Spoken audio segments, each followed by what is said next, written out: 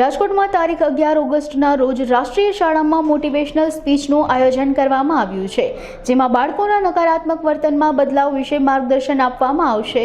આ સેમિનારમાં પગભર સંસ્થા દ્વારા પણ માર્ગદર્શન આપવામાં આવશે। રવિવારના રોજ સમગ્ર કાર્યક્રમ સાંજે 4 થી 7 વાગ્યા દરમિયાન યોજાશે। આ વિશે વધુ વિગત અબ તક મીડિયા હાઉસની મુલાકાતે આવેલા વંદના ગોસ્વામી દેસાઈ તેમજ અન્ય બહેનોએ આપી હતી। મારું નામ વંદના ગોસ્વામી દેસાઈ છે અને 11 ઓગસ્ટ રવિવારના રોજ પેરેન્ટ્સ અને બાળકોને ધ્યાનમાં રાખી એક મોટિવેશન સ્પીચનું આયોજન કરવામાં આવે છે। એક વાત કહું તો અત્યારના જે પેરેન્ટ્સ છે એ એવું કહેતા હોય કે બાળકોને વાલ કરીએ તો બાળક બગડી જાય બાળક, પરંતુ હું માનું છું ત્યાં સુધી વાલ કરવાથી બાળક મોટું થાય છે। ખાવાથી એ મોટું નથી થતું, વાલથી મોટું થાય છે, બરાબર। અને વાલથી છે એ બાળક બગડતું નથી, વધુ પડતા લાડથી બાળક બગડે છે। બાળકને પૂરતો સમય આપો, પૂરતો પ્રેમ આપો, બાળકને સમજાવો કે આ દુનિયામાં આપવા માટે ને લેવા માટે પ્રેમ સિવાય બીજું કંઈ નથી।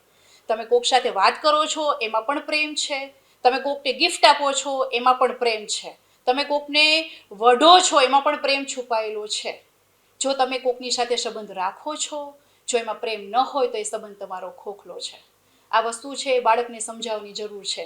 અને આપણે પેરેન્ટ્સ તરીકે કંઈક એવી કચાશ રાખીએ છીએ, કંઈક એવી ક્ષતિ રાખીએ છીએ અને આપણે વારે વારે છે ફરિયાદ કરતા હોય છે કે બાળક છે અમારા કૈયામાં નથી, બાળક અમારું માનતું નથી। તો એવી કઈ આપણામાં ક્ષતિ છે મા બાપ તરીકે, એ ક્ષતિને દૂર કરવાની જરૂર છે। આપણે મોટે ભાગે મા બાપ તરીકે શું કરીએ છીએ તો મા બાપ તરીકે આપણે એનામાં જે ખૂબીઓ છે એને શોધવાને બદલે એની ખામીઓ ઉપર વધારેમાં વધારે ધ્યાન આપીએ છીએ। એની પાસે જે છે એના ઉપર આપણે ધ્યાન નથી આપતા, પરંતુ એની પાસે જે નથી એની આપણે બાળક પાસે અપેક્ષા રાખીએ છીએ। એની ક્ષમતા પ્રમાણે અપેક્ષા નથી રાખતા, એની ક્ષમતા કરતાં વધારે તેની પાસે અપેક્ષા રાખીએ છીએ। તો કંઈક એવી અવનવી વાતો સાથે તારીખ 11 રવિવારના રોજ રાષ્ટ્રીય શાળા ખાતે એક મોટિવેશન સ્પીચનું આયોજન કરવામાં આવે છે। તો આપ સૌ પધારશો એવી આશા સાથે થેન્ક યુ સો મચ।